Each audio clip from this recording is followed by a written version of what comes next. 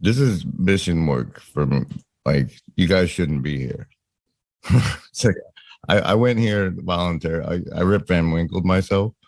I saw too many commercials, said I don't want to grow up. So I was like, I can pull that off. No, I like what you're doing. And I think you're the right guy to do it. It's really cool. I'm glad That's a heck of an endorsement. Thank you. The gesture is both mocking the king and legitimizing the king at the same time, right? He's helping the king to avoid the problem of tyranny with the king thinking that he's God and has no faults. And so he'll make sure we all know that the king's got everything under that robe that we do, right? It's like he's as messy as all of us, right? So he's gonna try to do that, but he's ultimately doing to serve the kingdom, right, and not to destroy it. So maybe that's it. But I don't know for the monetization part. I don't know. But yeah, the king usually pays him, right? That's right. That's a problem. It's gonna be pretty hard to beat VR, and I think your best bet is paintball for Jesus. And so you should find a local church, give them some money and say, I want to support your paintball team. And until they figure out what to do with all that money, you've done the best you can. Also, I have a Patreon. Pythagoras. Yes. What do I think of him? Why is he not included? Does he have a secret? I am the bread of life. The bread of life. That's what it's called. See, to me, that happened in that video you recorded. Like your face got really irritated that you got a loaf of it, but like that you were able to like go help an actual human being in their actual real life.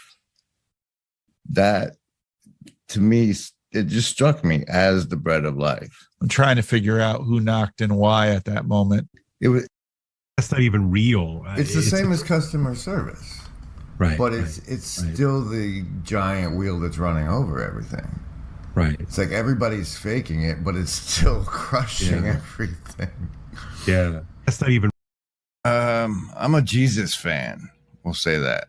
Okay. Yeah, you were a follower of Jesus. I can't follow. I can't fast. So you fan? You sit in the stands and cheer? I see where he's coming from. You're right. It's apparently, obviously real too. I don't know. To anybody who can't bank anymore, it's very, very, very real. Right. Yeah. You know, the Canadian trucker thing really hit me hard. You know, I'm not Canadian and I'm not a trucker. But I know what a precedential legal system is. Yeah, right. You know, and you're right. It's apparently obviously real too. I don't know. To anybody who can't bank anymore, it's very, very, very real. But verily, and seek and ye shall find. You wanted a reenchantment of you wanted a recession of modernity with the tufa formations of magic and the spiritual plane to exist again in your realities. My personal interest leans toward Tai Chi first. Right. So is this something you're doing? No, my interest leans towards.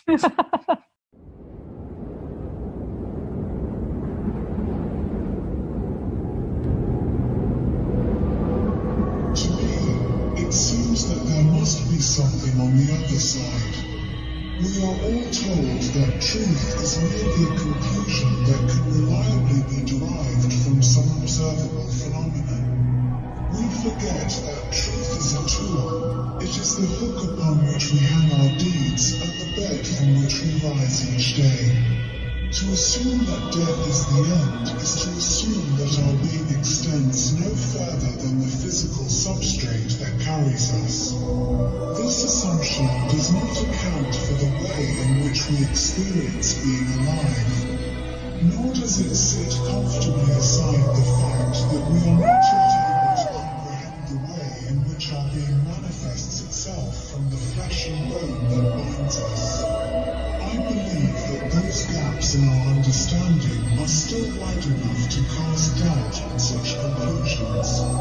I believe are yet wide enough for our souls to fit through, and drift onwards into some new realm.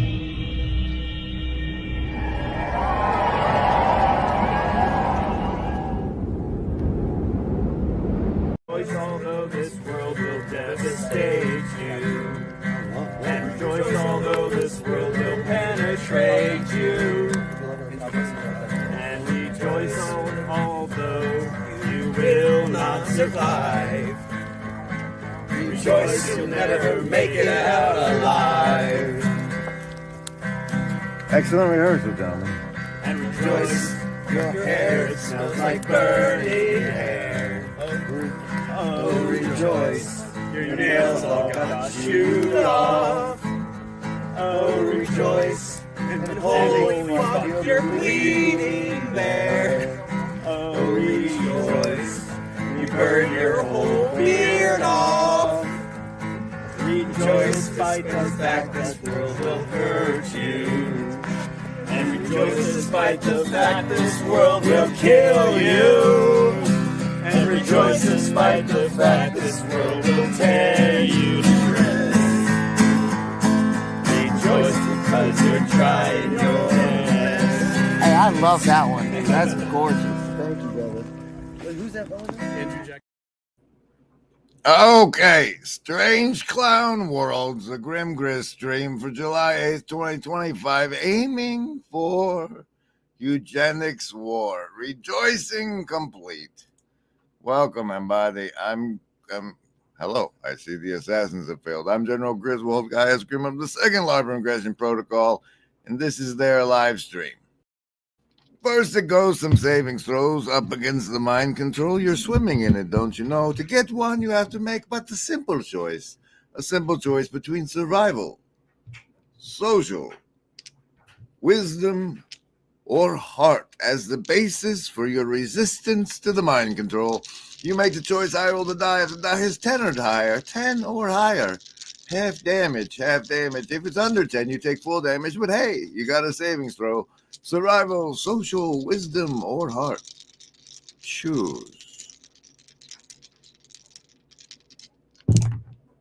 Survival is coming in strong with Prime 19. That's almost as good as it gets. Socialist, Baker's Coven for you. You made it. That's half damage. Lovers of Wisdom, Disciples. 12 for you today. Heart folks, Prime 19 pairing with Survival for you to make it as well. Indigo Kids, you sons of... Got the number 9. 9, 9, 9, 9, 9, 9, 9, 9. 9. And guess what? That's savings throws out the way already. Here's a classic. Oh, this one's terrible. I think we have to figure out how to allow it, but then also how to limit the time in which it could happen. All right, because this is the silliness that that reigns at times. You know, trying to figure out this where the accent goes in Gravamen, but we're open and affirming of ducks, and they're welcome at the Lord's table because ducks eat bread. They do. They like it. Gravamina, Gravamina,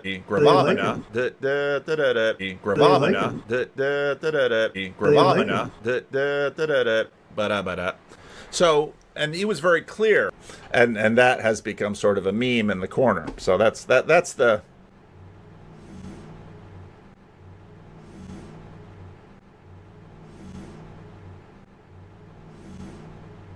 They like him. There's Luke Thompson. Where the hell was your stream today, pal? You didn't show up for work. I'm here. I'm showing up for work. Didn't put the Ko-fi link up, though. It's not the best of days. But we do have a tab full. We do have it. Actually, it's not very many tabs, but we'll make it. We have enough for a tab walkthrough. Blue Church card of today's show is the 6 of diamonds. 6 of diamonds. We'll take the tour around right after this one. Imagine a world where boundaries blur between reality and fiction, with Mikhail Gorbachev leading the charge. Gorbachev didn't just challenge political norms, he dared to break the fourth wall in storytelling. Tear down that fourth wall he exclaimed, inviting us into a new era of engagement. His metaphorical call wasn't for Berlin alone. It was a clarion call to storytellers and audiences alike. Engage directly, break barriers, and foster a dialogue. Gorbachev's words echo in the halls of creativity. As storytellers, it's our turn to tear down that fourth wall, inspired by Gorbachev's daring challenge. Join us in this creative revolution. Tear down the walls that confine your stories. Share, like, and subscribe for more inspiration. All right, first things last. Pastor Paul is continuing to use the Tim Keller clip. Now, it turns out that in today's stream, we'll be talking about Strange New Worlds over on Paramount. But the fact that this and this are now blurring in my mind as the same image are a problem. You can find it in almost any of Pastor Paul's videos lately. This Tim Keller clip, I'm putting a call out, attention corner. Oh shoot, where was I going with this? Attention. I'm putting a call out to each and every channel in the corner to do a version of this Tim Keller liberal democracy speech to replace this one that Pastor Paul constantly uses, because I'm so tired of it. I've done it myself. Apparently my synopsis wasn't enough for him, but in order for you to get the gist and for me to fill some time, we can watch that together now. The crisis of liberal democracy. Liberal democracy, rooted in the Enlightenment, aimed for governmental neutrality on religion and worldviews. Governmental neutrality, promoting the freedom of speech and association in a pluralistic society. It avoided imposing any single religion or moral framework, relying on reason and common good for laws. However, this system inadvertently weakened religion by relegating it to private life, reducing its public relevance. As religion declined, the U.S. relied on a nominal Christian majority for moral consensus, masking the lack of true pluralism. And when genuine pluralism emerged, liberal democracy struggled.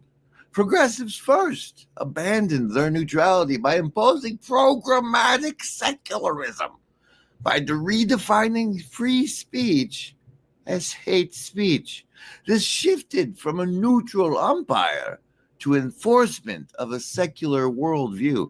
Conservatives, reacting to this, argue that liberal democracy fails and push for Christian nationalism or state-aligned religion, claiming a moral consensus is impossible otherwise. Both sides undermine liberal democracy. Progressives by imposing secularism and conservatives by seeking religious dominance. The crisis stems from liberal democracy's erosion of the religious base it implicitly relied on. Only decent moral people are capable of functioning and keeping a liberal democracy functioning. And the erosion of it made people not that. And that left survival. But apparently that version of this Tim Keller clip here, you see, Luke says, which clip will you play it? No, Paul plays it 740 times. You can watch like any of his last 4 videos.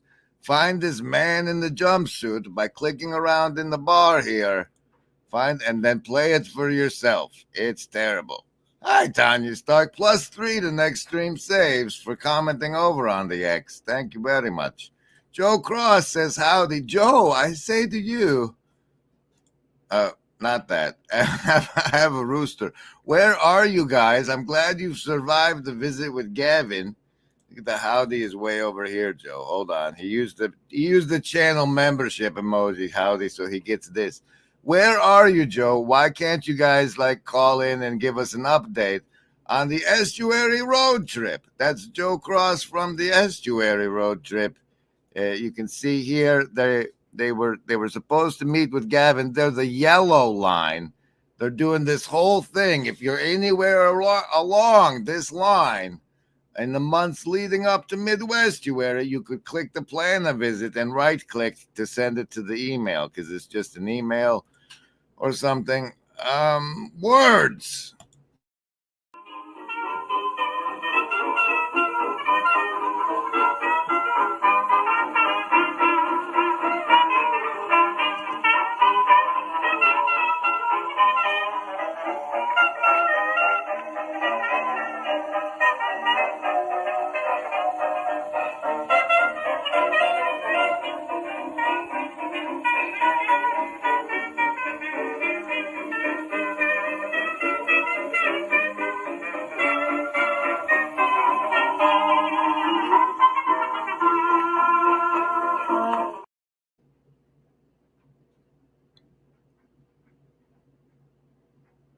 You think you want to walk, don't you? You can't have one right now. I'm in the middle of a stream. Anyway, that's kayfabe. He's a dog. Where are we? Oh, we're clicking around things we've seen that you might want to see. We're now see. I've met this. I've done gymnastics in Oregon with a fella named Rafe Kelly, and he's got somebody I'd like to lasso deep into the corner on his show over here. The Feminism of Care versus Machine Civilization with Mary Harrington. Let's see what their 33rd minute was, eh? Mary, I got to tell you, I got to see the thing of it is, Mary, when you got this bar right here. Anywhere in this bar is acceptable for where your eyeballs go. If you're below the bar, your eyes are too low. If you're above the bar, the eyes go in here. So a conversation. But which is Rogers forming an instrumental grind set oriented, willed and effortful one of forming ourselves. Self-actualizing is from the sort of modern perspective, the what's Carl Rogers was, self-actualizing is something it implicitly the whole of therapy culture is always telling us that self-actualizing is something we do. But there's a sense, from the medieval point of view, act and potential, but act is the realization of a potential which was always already there, which is sort of grounded in the nature of the thing, and to think about actualizing oneself from that perspective is actually requires a measure of humility in relation to that, the potential that was already there, and a willingness to actually still yourself enough to understand what that is and also what it isn't. No, I let other people actualize my potential by reflection, but that's a good method. And now for behalf of Mills, also someone that we should wrangle into the corner. This is the New Enlightenment with Ashley.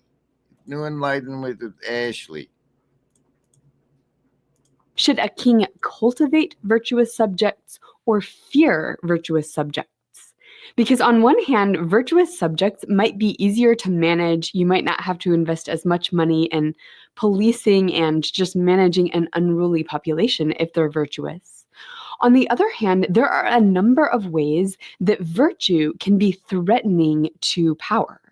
As a matter of fact, some would even say there's kind of two types of power, where one is force, and that's oftentimes what the king has control over is force, but virtue is also a source of power. And people naturally want to follow virtuous leaders. So if somebody's... Virtue is a source of power? What the heck is this lady talking about? Yeah, we're on to Ashley. Pay attention, Mark. Hey, Michael, good to see you. Casino deck card of the show is the 9 of spades. The 9 of spades. Are you sick and tired of being asked about the TLC? When you look at this corner, do you not even think that it's a thing? Well, if you're like me, raise your hand. Because I got what you need. You need Telos tea. That's right. Grab yourself a nice hot cup of Telos tea. Now, Telos tea. It's not a thing.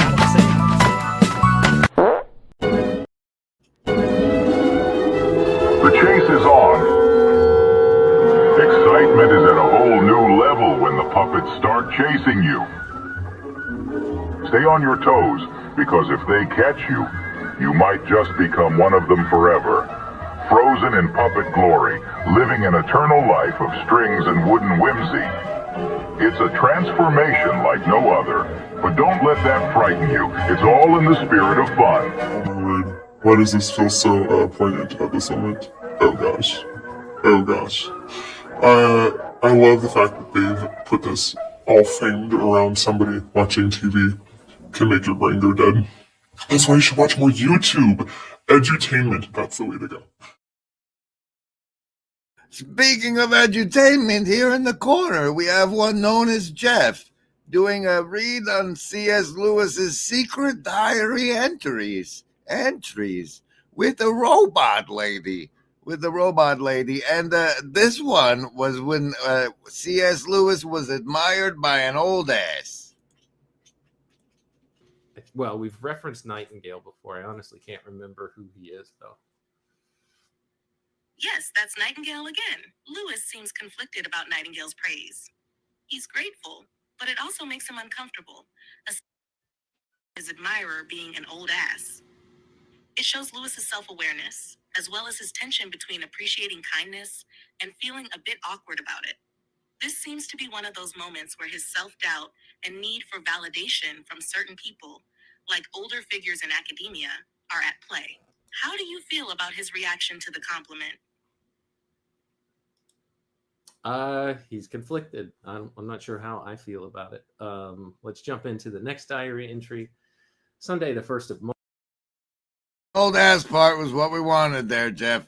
And now, Peugeot has recently released a fancy pants talk that he gave near Sherwood Forest about Robin Hood, and this part was pretty damn awesome.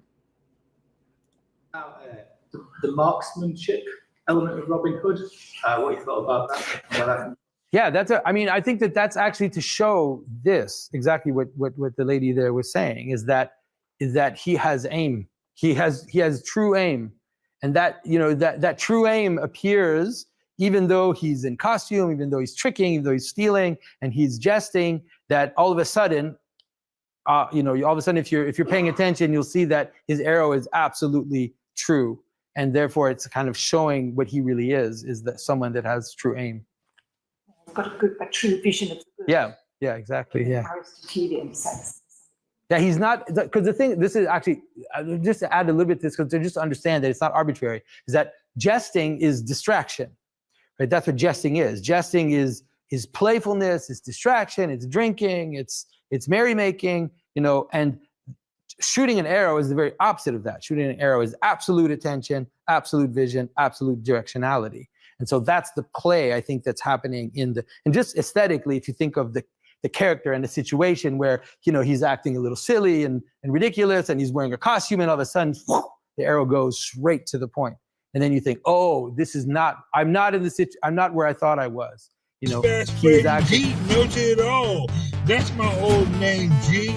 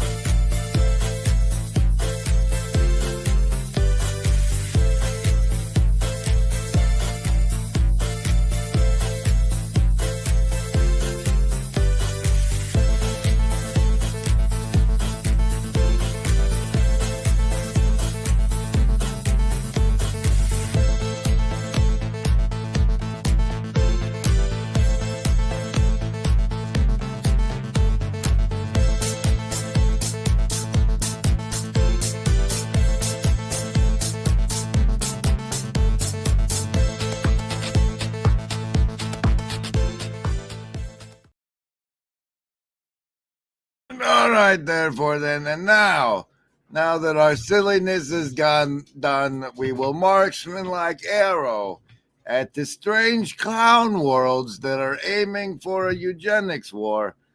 For whatever reason, the algorithm decided to show me that I could watch the new Star Trek Strange New Worlds for free on the Paramount Plus YouTube channel.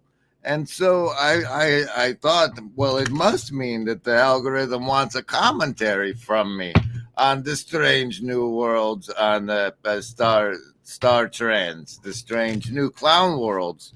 And so that's where we're at now. I'm doing that commentary the algorithm requested. The King of Hearts is our Jux deck card of the show. And no, you can't. I'm doing a live stream. You get no walk. Hold your poo. Hold your poo. Hold it. Okay. So the Star Trek thing, this is Captain Pike, I guess. And it just reminds me. Stop it, dude. I have to beat the dog now.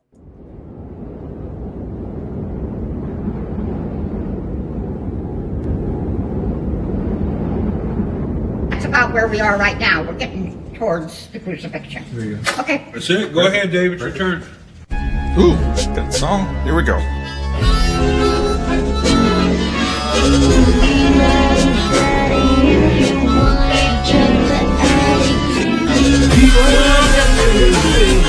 There's a train coming.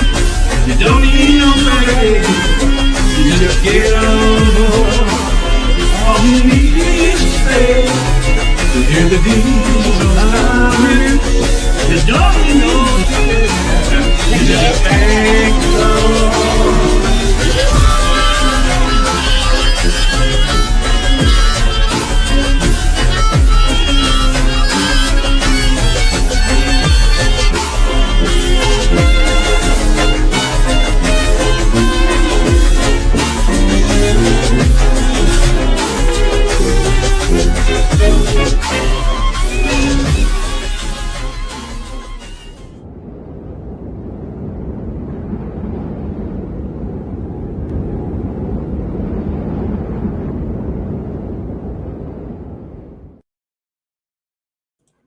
All right, where were we then? Okay, if you watch this new Star Trek show there, you'll see this guy. He's Captain Pike.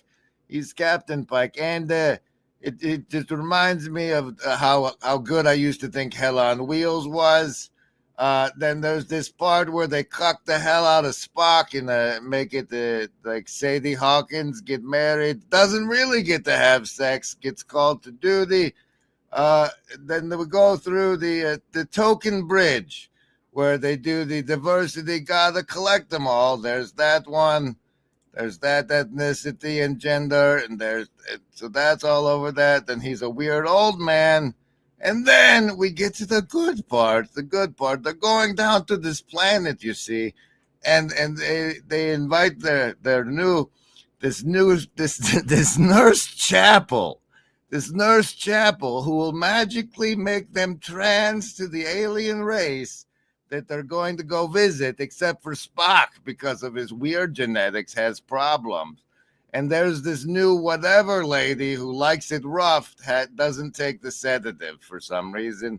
But to get to the point of the matter that they're aiming for a eugenics war is, as we know, that mass communications are used for what do you call predictive programming.